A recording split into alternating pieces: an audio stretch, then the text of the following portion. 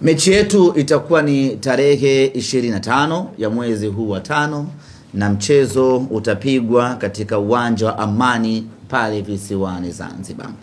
Na kikosi kinataraji kuondoka kesho kuelekea visiwani Zanzibar, kwa maana kikosi cha Simba kinataraji kuondoka kesho kuelekea visiwani Zanzibar kwa ajili ya kuanza mazoezi na maandalizi kuelekea katika mchezo huo.